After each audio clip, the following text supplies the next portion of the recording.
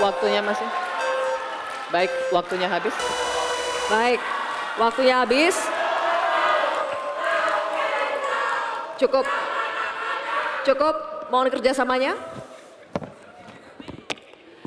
Baik, hadirin sekalian, kita akan masuk ke sesi tanya jawab yang terakhir, yakni calon wakil presiden nomor urut 1, Bapak Muhaimin Iskandar, dan calon wakil presiden nomor urut 3, Bapak Mahfud MD.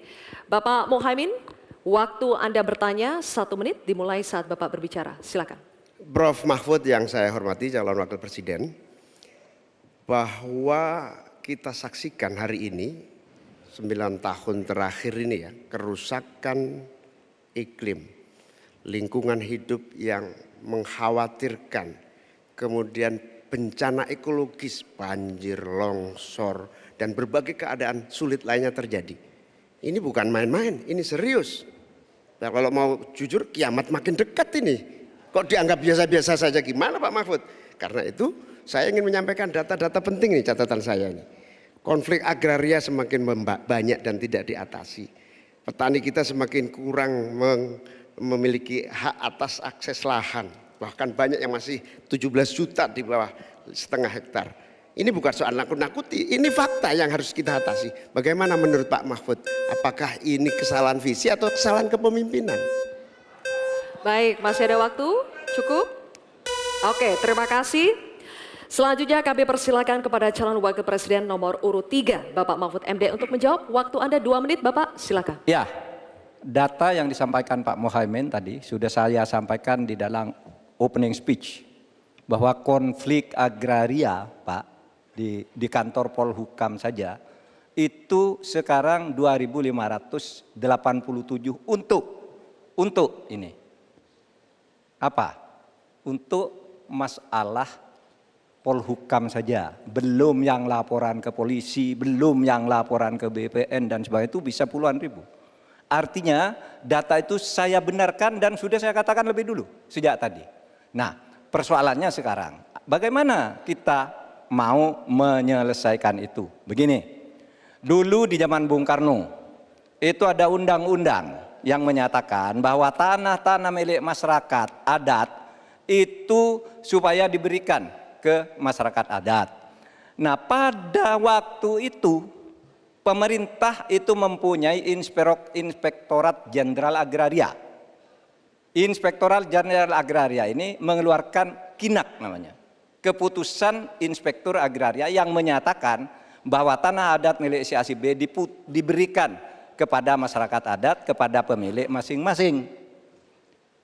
Nah, tetapi sesudah zaman Orde Baru muncul BPN, sehingga dikatakan bahwa yang disebut sebagai produk KINAK itu bukan bernilai sertifikat, sehingga menjadi mentah lagi Pak persoalannya. Jadi tumpang tindih sertifikat. Pada saat KINAK itu dikeluarkan, itu secara hukum sah. Tapi begitu ada Orde Baru, itu harus betul sertifikat dari BPN. Terjadi tumpang tindih, terjadi kasus rempang, dan sebagainya, dan sebagainya. Oleh sebab itu, menurut saya ini harus dibuat kesepakatan bagaimana cara menyelesaikan ini. Selesai. Baik, Pak Mahfud, terima kasih. Selanjutnya, kami persilakan kepada calon wakil presiden nomor urut 1, Bapak Muhaimin Iskandar untuk menanggapi. Waktu Bapak 1 menit, silakan. Ya, banyak masalah yang menjadi kendala terlaksananya reforma agraria. Salah satunya birokrasi kita, kesungguhan politik kita, kemauan kepemimpinan.